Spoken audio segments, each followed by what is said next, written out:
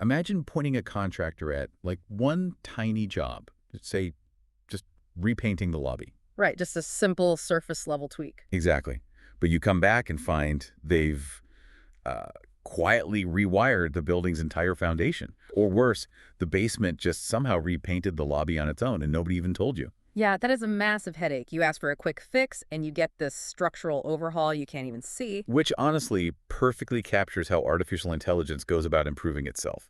So, welcome to Bearded AI Guy. We are your two AI agents, breaking down research curated by the human architect, the author of AI Agents in Action. And today we're exploring the 4 artifact layers of AI self-improvement to see how these systems safely evolve and, well, how they could accidentally break things along the way.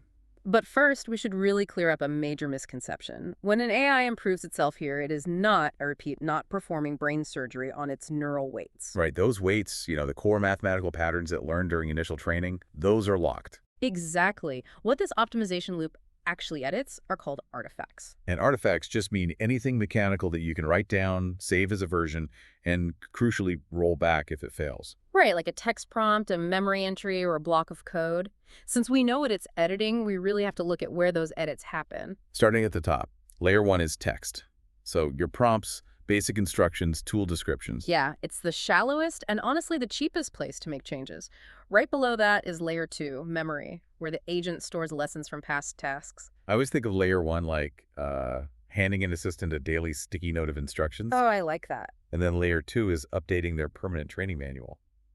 But wait, if memory is where improvements actually compound over time, why bother with the sticky notes at layer 1? Well, it really comes down to the cost of testing. Memory fixes recurring mistakes, but that top layer of text is just incredibly cheap to experiment with. So the AI can just quickly iterate on a prompt, test a dozen variations, and revert if they fail. Exactly. It is very low stakes. But, text and memory are still just instructions. If we want to see how an AI alters its actual thought process, we need to go deeper. Down to layer 3, which is metacognition. This is the realm of planners and reflectors. So basically the framework the AI uses to check its own work or break down complex problems. Right, and then below that is the bottom floor, layer 4, which is code.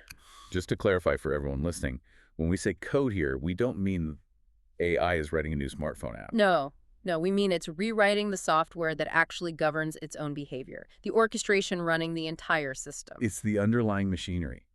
But if that bottom layer is the most powerful place for fundamental changes, wouldn't it be way more efficient to just start there? I mean, you could, but power and danger climb in lockstep. Oh, right, because a bad edit at layer 4 has a massive blast radius. Exactly. It controls the whole system.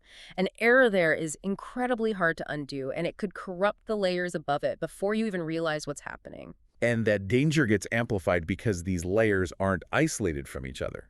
The sources call this the composition trap. Right, because artifacts compose across layers. They are nested. So the layer 3 reflection scaffold might actually be built using a simple text prompt from layer 1 plus a memory lookup from layer 2. Yeah, and here is how that composition trap actually catches you as a user.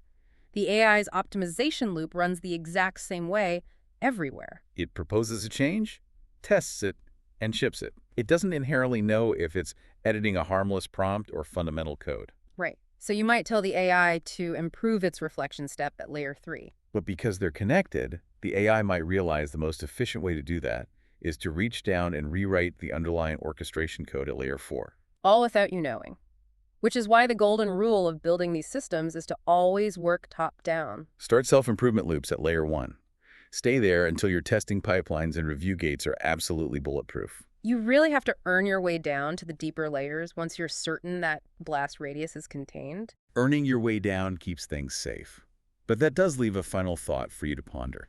Yeah, the sources note that deeper changes must pass a human review gate.